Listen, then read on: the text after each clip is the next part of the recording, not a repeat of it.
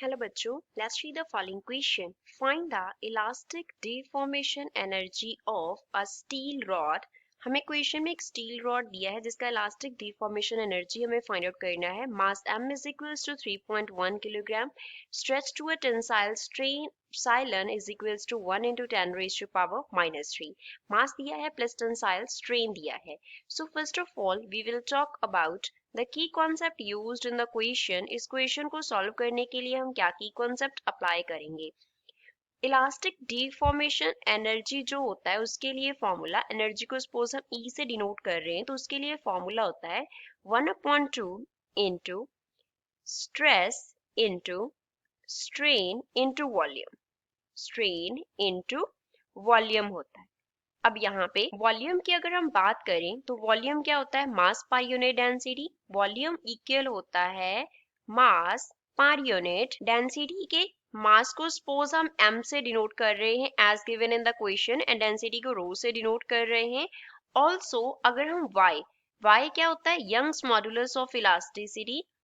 Young's modulus of elasticity होता है. ये यंग्स मॉडुलस ऑफ इलास्टिसिटी का डेफिनेशन होता है हमारे पास स्ट्रेस पर यूनिट स्ट्रेन.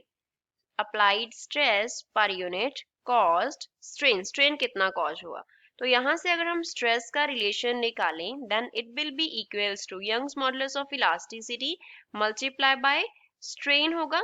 तो ये दो फॉर्मूलाज यूज करके एनर्जी ई को हम, तो दीज टू फॉर्मूलाज को यूज करके एनर्जी ई को हम क्या लिखेंगे, 1/2 इंटू स्ट्रेस की जगह पे y इंटू क्या हो गया स्ट्रेन मल्टीप्लाई बाय क्या था, वहां पे ऑलरेडी एक स्ट्रेन का वैल्यू हमारे पास प्रेजेंट था, मल्टीप्लाई बाय वॉल्यूम की जगह पे आ गया मास पर यूनिट डेंसिटी. तो E का वैल्यू क्या हो गया 1/2 इंटू y इंटू स्ट्रेन का जो हमें सिंबल दिया है वो एप्सिलॉन दिया है तो इसका स्क्वायर हो गया इंटू m अपॉन रो हो गया. नाउ मास का जो वैल्यू है वो 3.1 किलोग्राम हमें गिवन है. जो स्ट्रेन है एप्सिलॉन वो हमें गिवन है 1 into 10 raise to power minus 3. Young's modulus y का जो वैल्यू है स्टील के लिए ये कितना होता है 2 into 10 raise to power 11 and इसके यूनिट्स होते हैं न्यूटन पर मीटर स्क्वायर. एंड अगर हम डेंसिटी की बात करें फॉर स्टील तो उसका वैल्यू होता है 7.9 ग्राम पर सेंटीमीटर क्यूब. तो अगर हमें मीटर क्यूब में लिखना हो तो ये हमारे पास हो जाता है 7.9 इंटू 10 इंटू इसको हम 1000 से मल्टीप्लाई कर देते होते हैं. इसके यूनिट्स हैं वो बन जाते हैं किलोग्राम पर मीटर क्यूब. ये टू वैल्यूज होती हैं हमारे पास फॉर स्टील, स्टील के लिए. तो एनर्जी ई में फिल कर देते हैं. ई बन गया 1/2 into Y that is 2 into 10 raise to power 11 multiply by strain का स्क्वायर था तो 1 into 10 raise to power minus 3 का स्क्वायर हो गया मल्टीप्लाई बाय m था दैट इज 3.1 हो गया.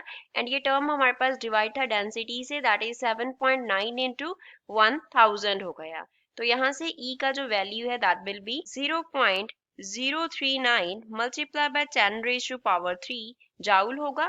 और we can write E is equals to 0.04 and units क्या लिख देंगे हम किलो जाउल. 39 को राउंड ऑफ करके 4 लिख दिया, 10 raised to power 3 को किलो में कन्वर्ट कर दिया. So this is final answer to the given question. I hope you understood well. Thanks.